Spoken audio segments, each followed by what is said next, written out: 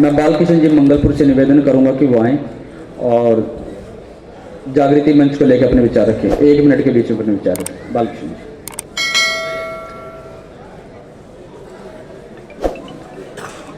पहले तो सारे समाज को, गढ़िया समाज को मेरी हाथ जोड़ के नमस्कार। अहिल्याबाई मातेश्वरी के चरणों में मेरा प्रणाम। समाज बंधुओं, समाज जिसके अंदर पीड़ा है ना, वो तो अपने घरों से निकल के जरूर आ गया यहाँ पे, और बाकी जिसने पीड़ नहीं है ना, वो नहीं आया, क्योंकि उन्होंने जरूरत ही नहीं है। ना तो उन्होंने एससी की जरूरत है, ना उन्हें अपने बच्चों के भविष्य की जरूरत है। आज गडरिया समाज सबसे निचले स्तर पे खड़ा है, निचले स्तर पे, वाल्मीकों से भी निचले स्तर पे, सिकलीगरों से और उनसे भी निचले स्तर पे समाज खड़ा है। ये क्यों खड़े है? ये आप लोगों की देन है। गडरिया समाज सबसे पिछड़ा किस वजह से है? हम सब की वजह से है आज, क्योंकि ना तो हम संगठित हुए और ना ही कभी हमने इस चीज के बारे में सोचा भी हमें कुछ मिले।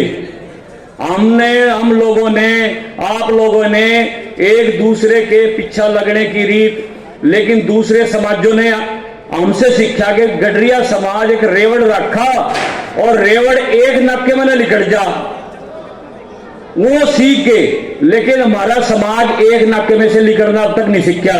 आज सुबह से आज यहाँ समाज इकट्ठा होना गया, युवा साथी बैठे हैं, पढ़ाई लिखाई करके धक्के खाते फिरते हमारे समाज के, और उनके अंदर ये पीड़ है कि हमारे समाज के कुछ बुद्धिजीवी लोग सरकार के आगे कोई ऐसी बात रखेंगे, कुछ हमें मिलेगा, हम नौकरियों में जाएंगे। लेकिन मेरे हिसाब से जैसे हमारे सोच विचार चल रहे हैं लोगों के, ऐसे हम कभी भी हम अपना हक ले नहीं पाएंगे। अभी 2016 में हम इकट्ठा होके, मंच इतना बड़ा, वहां से लाखों की तादाद में इकट्ठे हुए हैं करनाल के अंदर, लेकिन हमसे मांगने ही नहीं आया। आज तक भी वो चीज लागू नहीं करवाई। एससी का मुद्दा आज लग ऐसे कैसे अटका खड़ा, कोई वादा हमारा पूरा नहीं किया।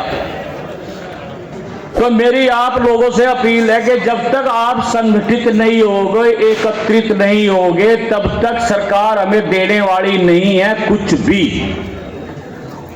और ये मान के चलो कि जितनी दूसरी कास्टें हैं, अदर कास्टें हैं, वो हम लोगों का फायदा उठा रही, राजनीति पार्टियां हमारा फायदा उठा रही है कि ये समाज इकट्ठा नहीं हो सकता, इसको देने की जरूरत ही नहीं है, ये ऐसे ही चलता रहेगा। और चलता आ रहा 70 सालों से। जबकि एससी में तो हम प्रधान जी बता रहे थे रात तक, एससी में तो पंजाब की मैन्युफैक्चरिंग में हमें 1953 में मिल चुका था। आज तक दूसरे समाज के हमारा हक लग रे खान। आज तक हमें एक लड्डू थमा रखा है जिसको हम खा भी नहीं सकते, दिखा रखा है कि हमें तुमने दे दिया, लेकिन दिया नहीं।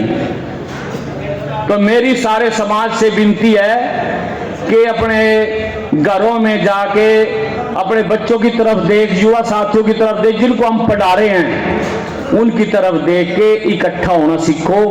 और जहां भी समाज का प्रधान इकट्ठा होने के लिए आपको बुलाए, उसके एक फरमान पे आपने इकट्ठा होना है और एकता का परिचय देना है, एकता शक्ति दिखानी है, तब तो हमें कुछ मिलेगा, ऐसे नहीं मिलता।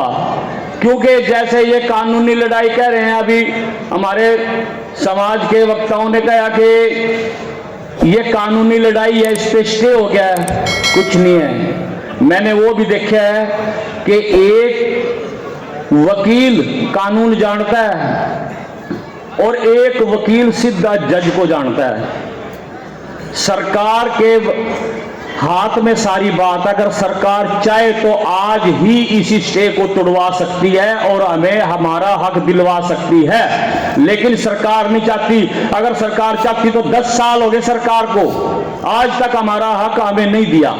हमारा एससी का जो उन्होंने लॉलीपॉप हमें हाथ में दे रखा है वो आज तक ज्यों का त्यों बना हुआ है, उसके लिए हमें कुछ नहीं मिलेगा जब तक हम एकत्रित नहीं होंगे। मेरी हाथ जोड़ के विनती है, पहले एकत्रित होना सीखो और एकत्रित होके ही कुछ हम लेंगे। और हम तो इस मंच के माध्यम से ये मांग करते हैं और आह्वान करते हैं, सारे समाज को हाथ जोड़ के अपील करते हैं, अगर ये सरकार हमें 10 सालों में नहीं दे पाई और 24 के चुनाव आ रहे हैं उसमें सरकार को सिखाना है। अगर हमारी सरकार में भागीदारी, हमारे युवा साथी, हमारे युवा नेता जिनके आज तक कभी भी किसी पार्टी ने टिकट नहीं दी, चाहे वो कांग्रेस हो चाहे वो बीजेपी हो, किसी ने भी हमें कोई टिकट नहीं दी है। हमारे नेताओं को अगर नई टिकटें दी, हमारे नुमाइंदों को नई टिकटें दी और नहीं हमारा एससी का मसला सुलझाया और हमें हमारा हक नहीं दिया, तो हम मंच के माध्यम से सरकार से घोषणा करते हैं कि अगर सरकार ने हमारा हक नहीं दिया तो हम सरकार का 2024 में बहिष्कार कर देंगे। ये सोच के चलो, तब जाके हमें कुछ मिलेगा। मेरी बहुत बहुत आपसे विनती है, इकट्ठे होना सीख लो और एकत्रित होना सीख लो, सुनना सीख लो, तो इसी में हमारी भलाई और तभी हम जाके कुछ ले पाएंगे। धन्यवाद।